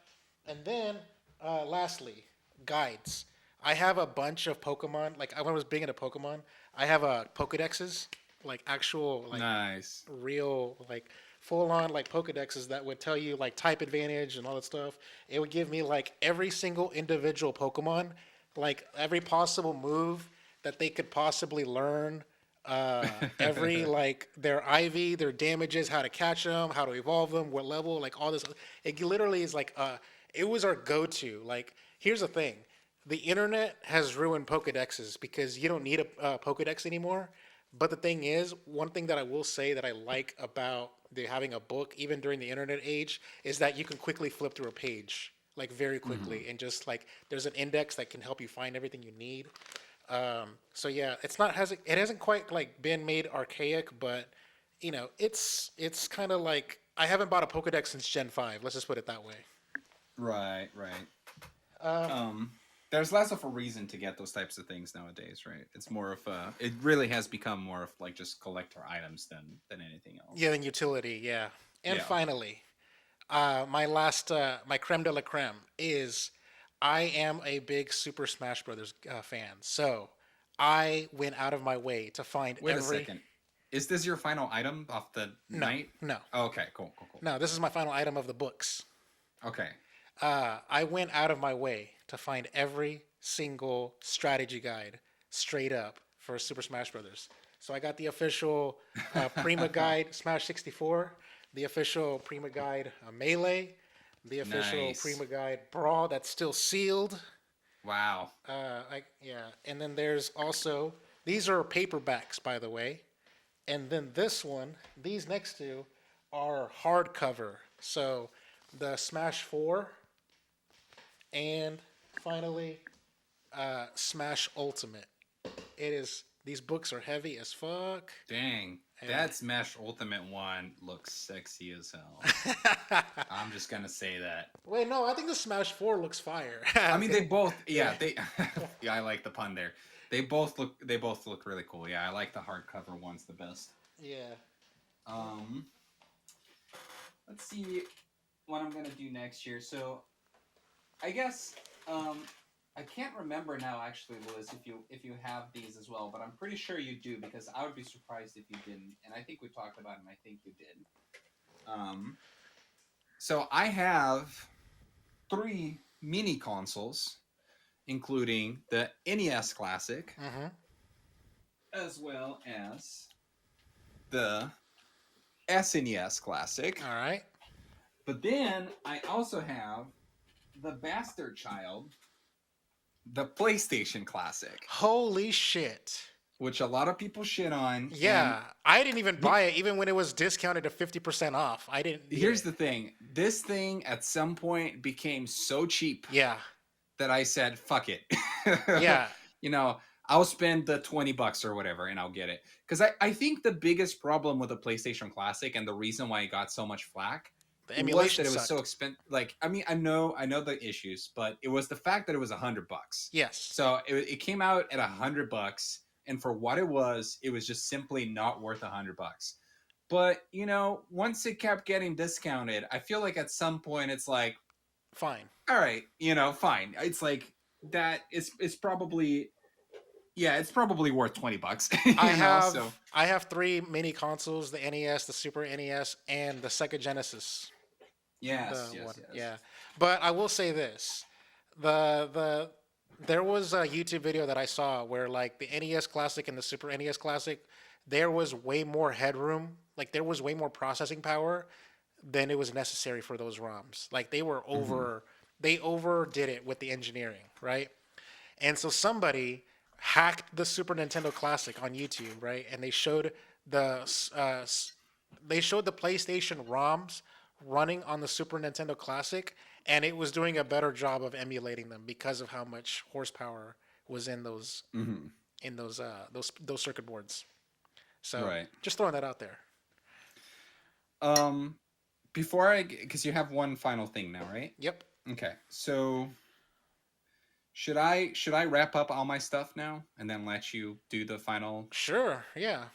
So I have smaller things now mostly. So I got this nice PlayStation mug, which I think is pretty Oh, neat. that's awesome. The the PlayStation, like the handle of the mug looks like the PlayStation controller. And I haven't actually drank out of it. I also got this as a gift. I've only used it just kind of as a decoration piece. Yeah, So I would I be have, afraid of like breaking that handle. yeah, same. I got a Gears of War limited collector's edition. This comes in a little metal box, and it's kind of neat. It has a lot of things in here, but I don't know if I want to go through it right now. But just like little art books and pins and stuff like that. Um, and let me look around. All right, so I have so much random stuff that I could have picked. I go to conventions a lot, and I've talked about going to GDC a few times in the podcast. When you go to conventions, you get a lot of swag, right, of all sorts of different types. And I didn't even want to go through the trouble of finding those because I have so much shit that's just like in drawers or whatever somewhere. But one thing that I was able to find pretty quickly is that in one of the latest GDCs that I went to, or latest, I think this was 2018 GDC.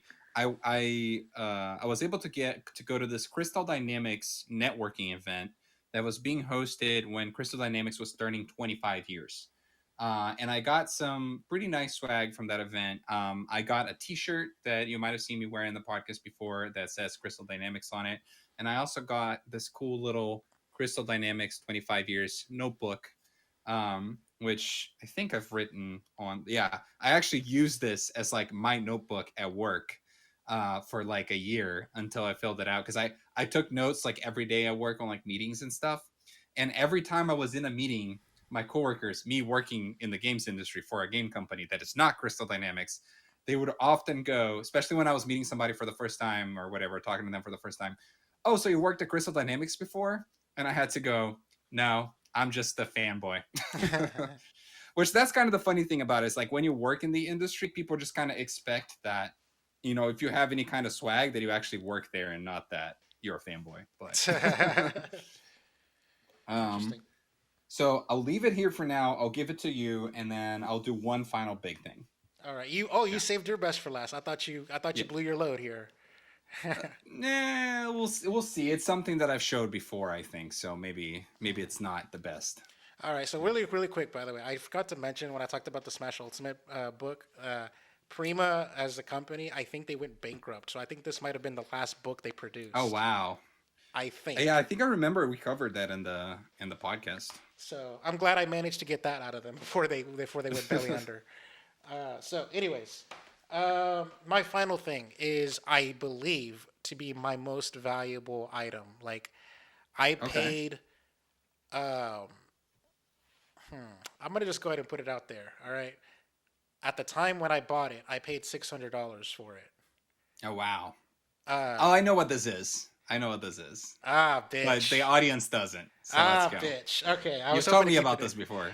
Yeah. So I don't know if it held value. Like I don't know if it's gone up in value since. You know what I mean? Like the game has been re-released and like by it's been re-released, but all the consoles that it's been re-released on are now legacy consoles. So it's not on the current platforms of choice right now, at least for now. But that game is none other than Ness's game, Earthbound. Nice. Earthbound for the Super Nintendo. Yeah, and here's the thing: this box is really fucking big. It barely fits on the screen. Like, it is a Super Nintendo game that is very rare. Like, not very many. I think it kind of. Lewis, I am looking at how much this is worth right now. Holy shit! Don't All tell right. me. So, Don't tell me okay, yet. okay, Don't tell okay. me yet. All right, All let right, me let all me right, all finish. right. All right. So this game, complete in box, right? It comes with the Mhm. cartridge, and inside the box of the game, the reason why this box is so fucking big is that it comes with an actual official strategy guide made by Nintendo. So it literally comes with like its instruction manual is the guide on how to play the game, and inside the Damn. guide there are like scratch and sniff stickers that like obviously don't even work anymore, but like you can actually like scratch and sniff and whatever. But yeah, like it tells you how to go through every single world and stuff like that. Uh, um, and yeah, the game has been re-released on the Wii U. It has been re-released on the 3DS, the new 3DS exclusively, and if I'm not mistaken, it is on the Super Nintendo Classic. If I'm not mistaken on that one. Yes, I Okay, think that's correct. so Yes, it yes, is yes. not currently on the Switch right now. So everything that you want, if you wanted to play the game, you'd have to play it on those older consoles that are not currently supported by Nintendo. But having it playing on original hardware at the time when I bought it like 10-ish years ago was like $600, and I never checked the price since, and I just assumed that it was gonna maintain its price. So I'm literally not. Right. You're telling me now, like I'm barely finding out. So what is it? Okay. So, if you had it, according to price charting, which once again is not always super accurate, but it gives you a ballpark. If you had it loose, meaning if you had just the cartridge, right now it would be worth $410. Holy fuck! Okay. Complete in box, it's saying $2,605. No fucking way. Yeah. Now here's the thing: if you had it new, it would be worth $8,337. So I would say you got a pretty good deal with the $600, considering you probably couldn't find it for that right now for sure, or it would Holy be really shit. hard, really difficult You to. know what's kind of crazy is at the time I thought $600 was like I thought I lost because I was paying sticker price at the time. Like it was what it was going for. Like I didn't get a deal out of it. But that's crazy. Oh my god. Yeah, I don't even know how to feel about that. yeah, I'm pretty sure that is your most valuable item, and yeah, few, Yeah. not Yeah. a lot of games could have been more valuable. Perhaps Devil's Third on the Wii. you That's a know, joke. Dan, I should have No, gone last to stick the landing on that one, but now you got to follow no, me up.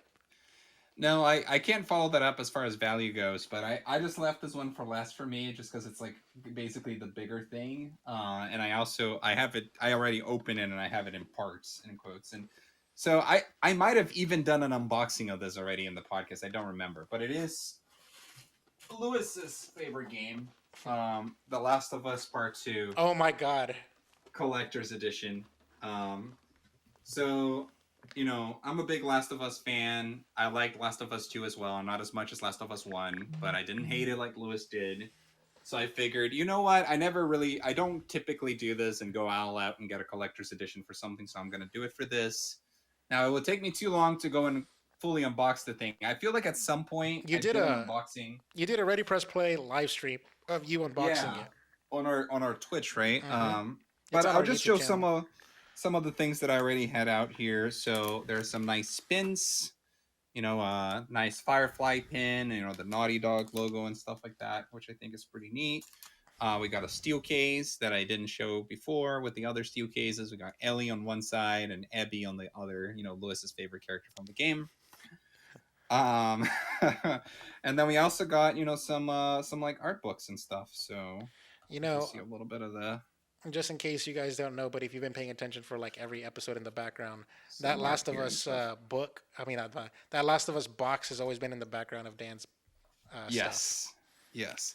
So, I saved it for last as like, okay, this is like one of my bigger things and one that's probably worth something at this point. I would assume, these things they're limited release. But yeah, it's not as much of a surprise because I've showed it before.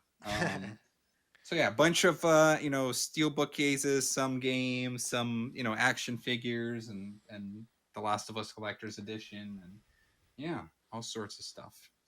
Yeah, Um, man, that was awesome. Video game show and tell was actually dope. yeah, I know. I think we both stunted equally. Maybe me more so. Just just Well, I'll give you the edge with Earthbound. Perhaps I think that's a pretty big deal yeah, purchase there. Worth over $2,000 now, so that's pretty cool. yeah, If that's right, right. yeah. If that's right. Um, but I will tell you this: when we first talked about a show and tell, I was like, I don't know. I don't know if I'm gonna have a lot to show. And then I started looking around and I was like, no, I actually have a lot of pretty neat things. They're just like my things are not as much old school as yours. You Mm, have the classic, like, the Dreamcast and NES and stuff like that. And my cooler things are more like from modern modern collector day. editions and Yeah. stuff like that. Yeah, Yeah, exactly. yeah. Um, Interesting. Well, so yeah.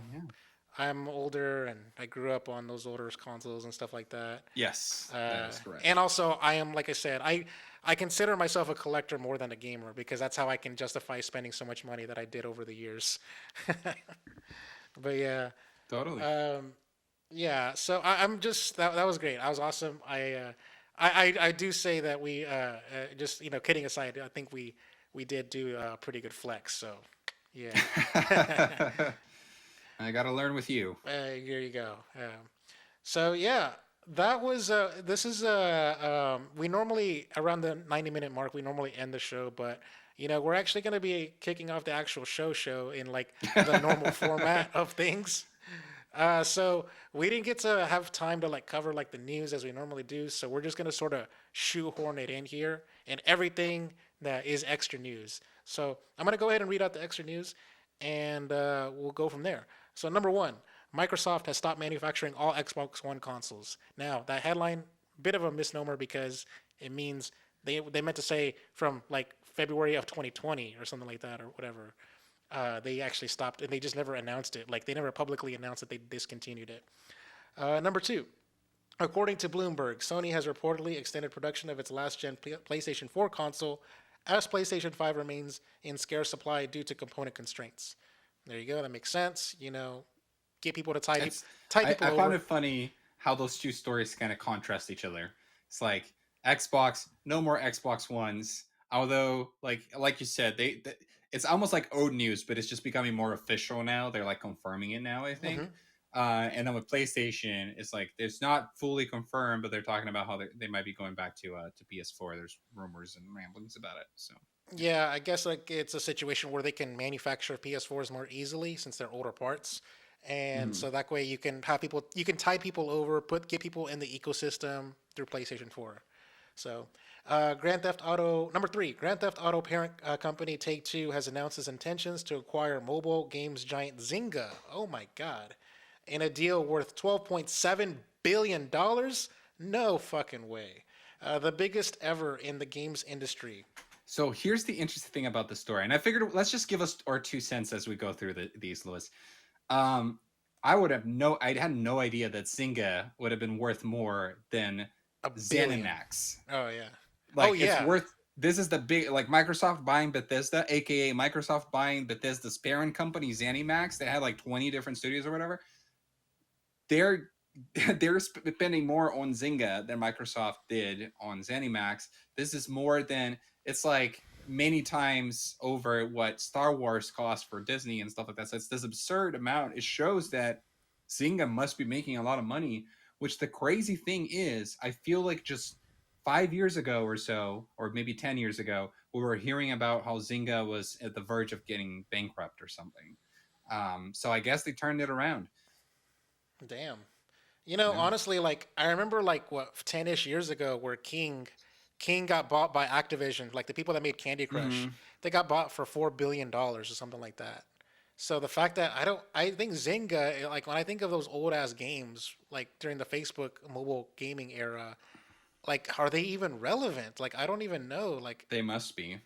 They must have some big mobile games out right now. that's crazy. Otherwise, this wouldn't be justified. Yeah. Number four, Take Two's latest financial guidance may have alluded to plans to release Grand Theft Auto 6 by March 2024, an analyst has suggested.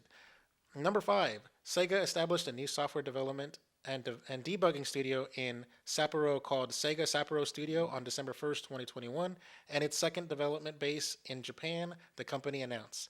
Number six, Quantic Dream, the developer behind the recently announced Star Wars Eclipse and Detroit Become Human, is currently developing a second humor based AAA game, according to an insider. And number seven, an analyst claims Mario Kart 9 is in development, including a new twist and could be teased this year. About What damn do you think time. of that? Do you think that that's true? That we're gonna see Mario Kart 9 soon? I believe so. I think every Nintendo console should have a Mario Kart to call its own, and a Mario Kart's home circuit doesn't count. Um, I've been wanting Mario Kart 9 for a really long time, but the thing is, with Mario Kart 8 Deluxe being so successful, there was never really an onus on Nintendo to make it, which kind of like bugged me. But honestly, like here's the thing: I honestly think that Mario Kart 9 should just be reworked into Nintendo Kart or Smash Yeah. Kart. You know, Yeah. like just every Maybe character. they could call it Super Mario Kart Oh my god. and then make it that. Yeah. Oh my god. All right. Anyways, number eight, PlayStation's newly acquired Fire Sprite Studio has taken over Lucid Games' unannounced Twisted Metal reboot and poached its game director. Fuck. Number nine, the president and CEO of Platinum Games, Kenichi Sato, has announced that he stepped down from the company. Oh my god. Ah, damn. Number 10, an early build of Guerrilla Games' Horizon Forbidden West has leaked into the public domain. Those bastards. Number 11, Microsoft Xbox Series X and S are outpacing sales of the previous Xbox console generations, despite the fact that its supply has been unable to meet demand. That makes sense. I'm not surprised. Number 12, an Xbox port of the 2020 PC strategy game Age of Empires 4 is currently being tested according to a code name that has been discovered. Number 13, From Software's next Armored Core game has reportedly been confirmed via a consumer survey. Okay. And number 14, gamers in the United Kingdom will no longer have the option to buy a subscription to PlayStation Now at UK retailers. By Friday, January 21st, retailers in the country will have to pull PS Now cards from their shelves. The reason why this is relevant is because it may indicate the end of PlayStation Now coming soon. And a lot of people are conjecturing about whether this means that whatever PlayStation's response to Game Pass, which Comes we talked next. about before, it's rumored or whatever, is about to get announced and that they're going to roll PlayStation Now into that. You know, even in this podcast, we talked about what's coming to PlayStation Now. Like, as like there were some pretty decent heavy hitters. Like, the fact of the Yeah. matter is, like, we covered them because they're actually games of relevance. Yeah. So, like, I'm surprised that like if a service is gonna go under or get reworked or whatever, you would think that they would just sort of like handicap that service like the way we talk about Xbox games with gold or whatever. It's very interesting that PlayStation Now has failed to become relevant as a service, even though you are correct. We cover it because every time, every month, they are adding relevant games to it. Yeah. We're always, it's like big AAA games and Sony first party games and stuff. So, Yeah. Number 15, controller tinkerer and YouTuber Akaki Akumeri has just created a PS5 controller adapter that makes it possible to play games one handed. Nice. And finally, the roundup. Assassin's Creed, the Ezio collection will cost $39.99 when it's released physically and digitally on February 17th for the Switch. Nice. Kirby: The Forgotten Land releases on March 23rd, and Stalker 2 has been delayed from April to December 8th. Those bastards. And Bandai Namco has announced a free-to-play battle royale based on My Hero Academia. Those bastards. Um, you didn't see that one coming, did you? Not at all. Not at We all. don't need another battle royale. Yeah, But fair enough. anyways, yeah, I think we sort of covered what we wanted to cover. But is there anything that you wanted to say in addition? No, I think we're good. No major news stories, but a few interesting things. Like GTA buying Zynga, or Take Two. I mean, buying Zynga for that much money, becoming the biggest deal in games. It's very unprecedented and unexpected. And it's cool that somebody went out and made PlayStation's own adaptive controller in a way in response to Xbox's adaptive controller, except that it's not PlayStation official, but there's something out there that you can go and watch and check out. So Close enough. Yeah. All right. yeah. Cool. With that, Dan, it's time for me to hand the show over to you so you can take us home. Let's see. There we go. What are you buying? On to our new releases for the upcoming week. We're going to start with a new old game. God of War 2018 is hitting PC on January 14th. Day this podcast posts on audio feeds. Then on January 17th, we got Shadow Man Remastered coming to the Switch.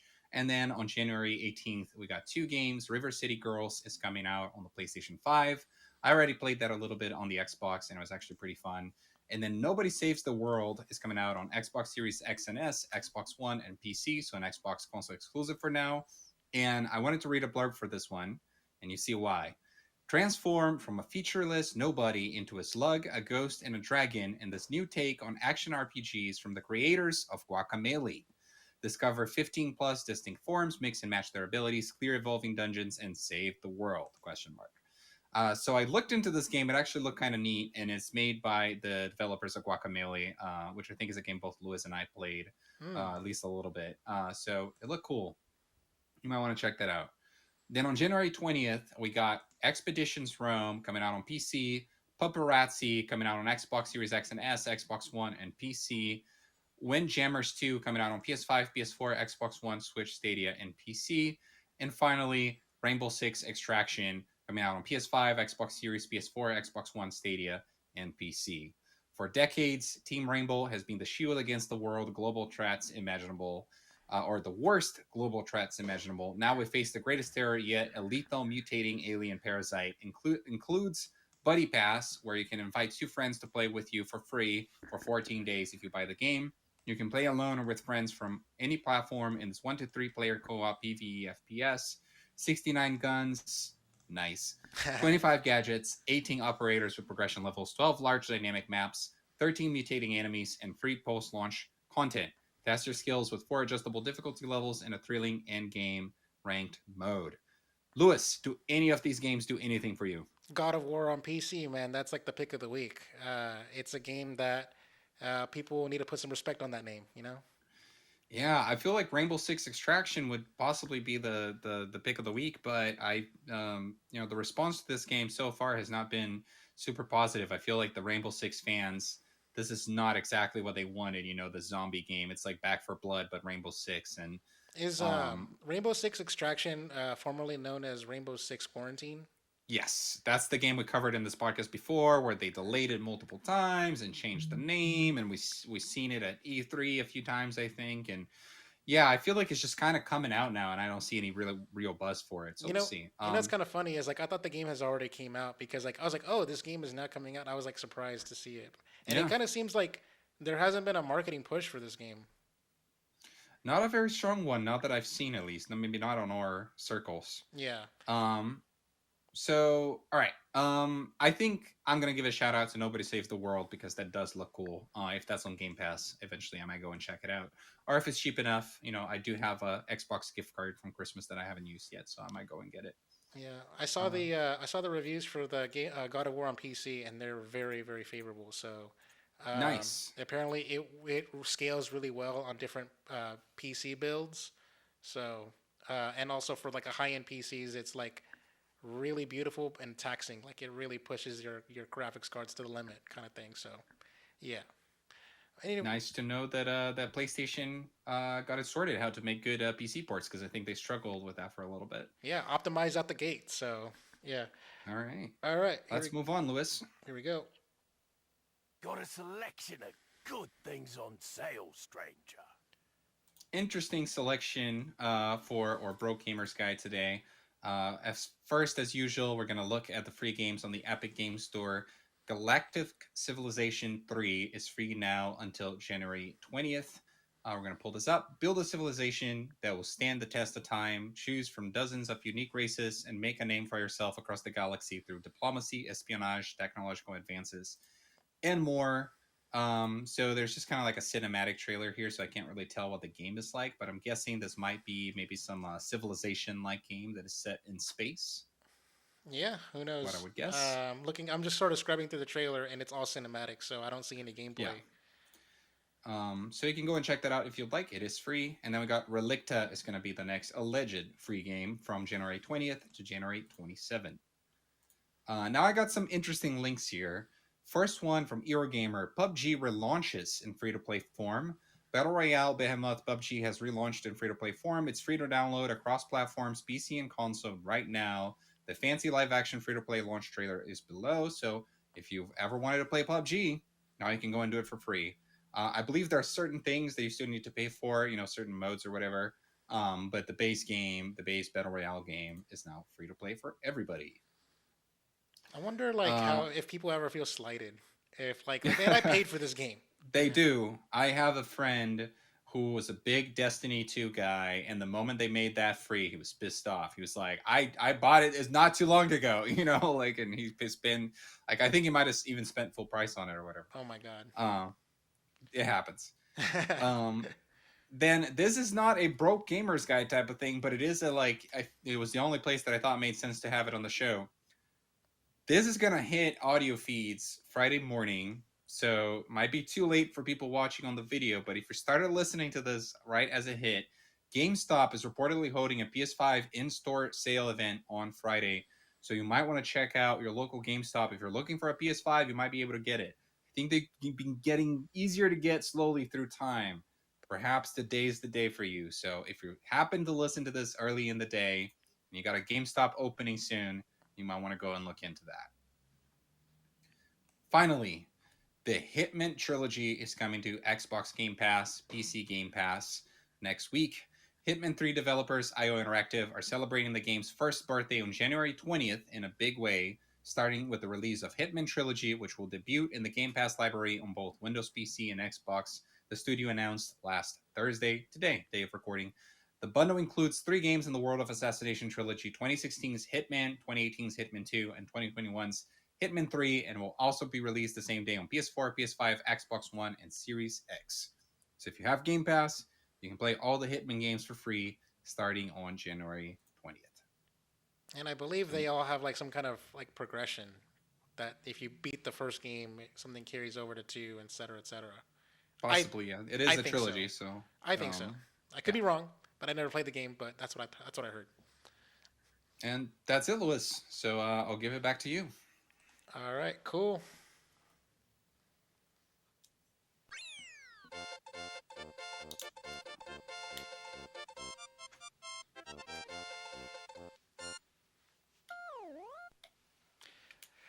Oh my god, it's time to end. It's the end. I know. It feels very bittersweet.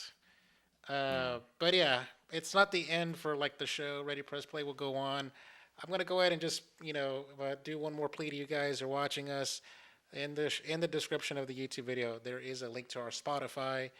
You can find us on any podcast services of your choice. It doesn't have to be on Spotify, but that's just a link that I throw on there every week. Give us a follow. Keep up with us. We literally will continue to post every Friday morning. And yeah, that's it. I mean, honestly, I wish we had like some parting words. Lewis, let me ask you this. Can we commit to having some new things on the next episode and tease that? Yeah, All we right. can. Okay, cool. I'll let you handle that. As we move back to audio, part of this is like we talked about before, like trying to make our lives a little bit easier. Just me not having to make YouTube thumbnails every time as soon as we're done recording, and Lewis not having to edit the video and get it ready to post or whatever. Just kind of cutting off like minutes and a little bit here and there, and making it easier for us, making it so that we can record anywhere, that we don't need a background or whatever. If we're traveling or off doing something. But then we also want to take it as an opportunity to try to make the show better, which we do every year. So we're gonna try to make a few adjustments, starting with the next show, and maybe we're gonna adjust moving forward, even in the next few shows. Maybe some adjustments to the format, some adjustments to a few other things. Just kind of try to keep the show interesting, cool, and fresh to you guys. So yes, please go and check us out on Spotify, on Apple Podcasts, on Google Play, whatever you listen to your audio podcast. You're going to be able to find us there. And I think the next episode will also be a great episode to start listening. If you haven't been listening on the audio feeds before, and you just kind of showed up here for this YouTube video or whatever. That being said, Lewis remains on the Level One Gaming channel. We're good friends with the Level One Gaming folks. We very much appreciated having the space. Like we said earlier, you can check out Lewis here on Cogs in the Machine next Tuesday, and that is great as well. If you liked this type of content here, you can go and give a subscribe to the channel, like the video, like their other videos, go and check out their stuff. Go and check out the Double XP podcast every Wednesday. There's a lot of cool stuff happening here. I'm sure they're also preparing a lot of cool new things for the new year as well. So you definitely want to stay tuned, both on the Level One Gaming channel as well as on Ready Press Play on podcast services. And thank you so much for your time. Damn, Dan, I couldn't have done that. You did the damn thing. Like I could not have done that. But yes, all Did my right. best. I'll sign us out here. You can follow me on Twitter and everything that I do at Chakalaka88. Dan. And I'm at the Dan Lima. All right. Peace out, guys. See ya.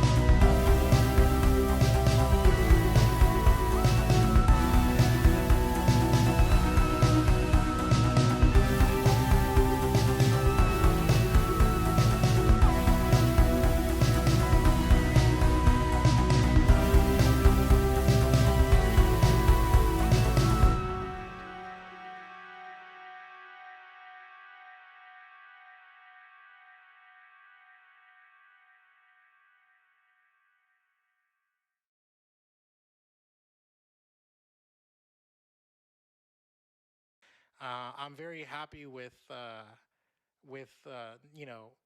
our work ethic. I think Dan is more like I think I want to like praise Dan more on this because it was his idea to start the podcast. He approached me about it, and he was the one that put the docs together and things like that. And we slowly became collaborating more and more, and like taking up more responsibilities on my part, so that way everything doesn't get shouldered on Dan's shoulders and stuff like that. So I'm very happy and impressed with what we managed to do and what I was able to do, and like just impressed with, how much you can extract out of me as far as like the Twitch game and everything like that, and just, So I'm not only am I happy that we complement each other on our skill sets, but I'm also happy that we tend to like agree with each other on like the direction of things.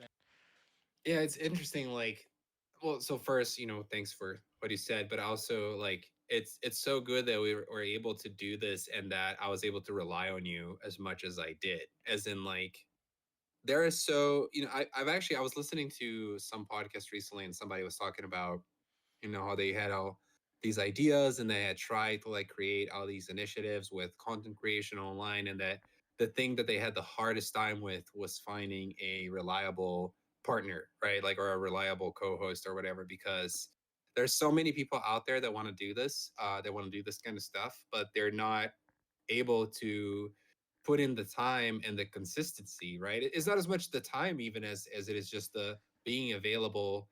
Like the fact that we have this scheduled time every Thursday at, you know, 7 to 9 ish, and sometimes we're a little late or we have to like move it around a little bit, but that more or less for the whole year we were able to do it no matter what was going on in our lives, no matter what kind of issues arise or how much we were having to work. I mean, I've been I like I'm not gonna lie, I've been like busier than I've ever been over the last month with the wedding and with my job and doing this.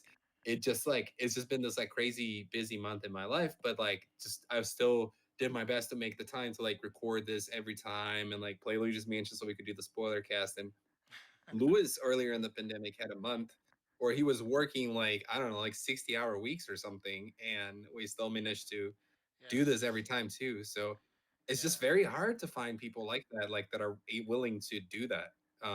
To just kind of, even though this is not, you know, giving us any money, it really is just a hobby project, at least for now. Who knows one day, but the fact that we were able to still take it seriously and make it a responsibility to be there and to do it every time. And it's very hard to find people that are able to do that.